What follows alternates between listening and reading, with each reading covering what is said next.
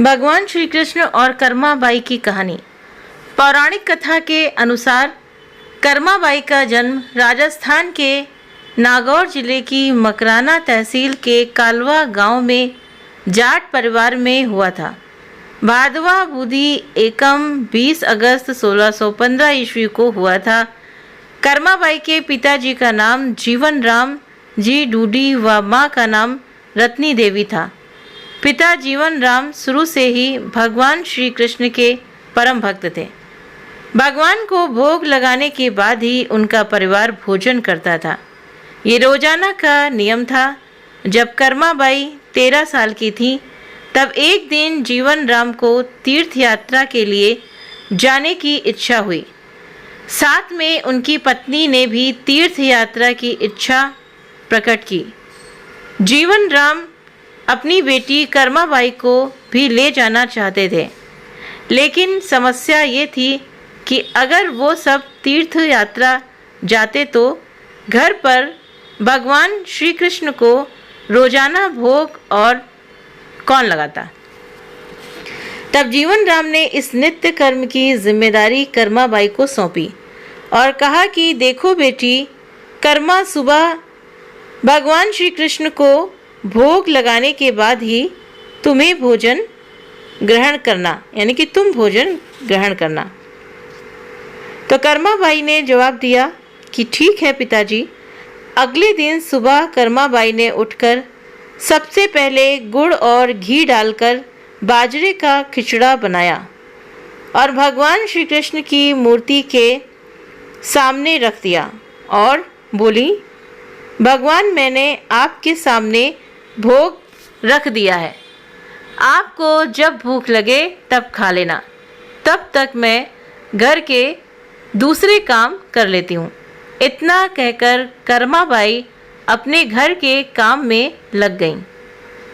कर्माबाई का काम करते करते बीच बीच में आकर देखती, पर जब कर्माबाई को मालूम हुआ कि भगवान ने अभी तक खिचड़ी नहीं खाया है, तब उसे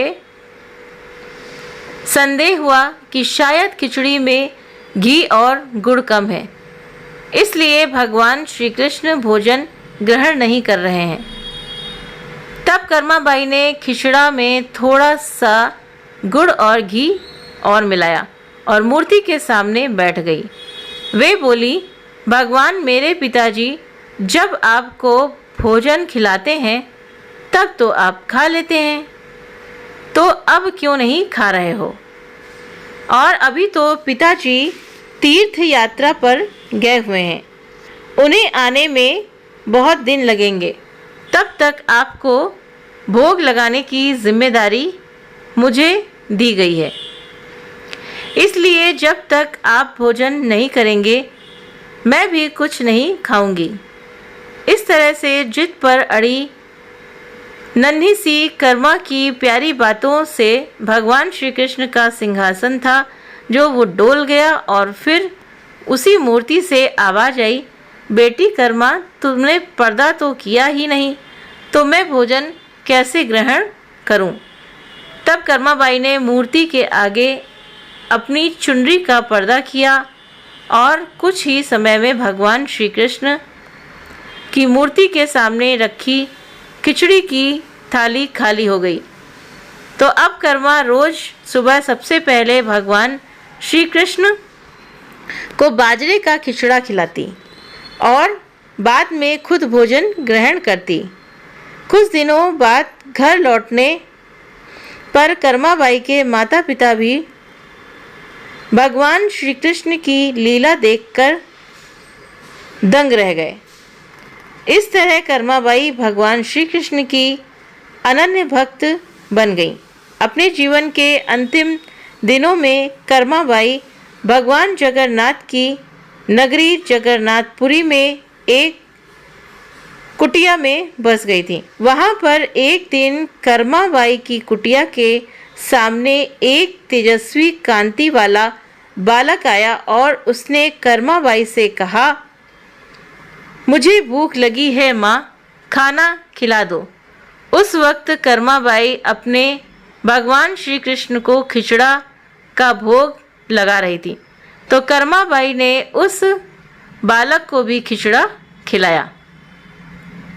उसके बाद से वही बालक हर रोज कर्माबाई के हाथ का खिचड़ा खाने आता था।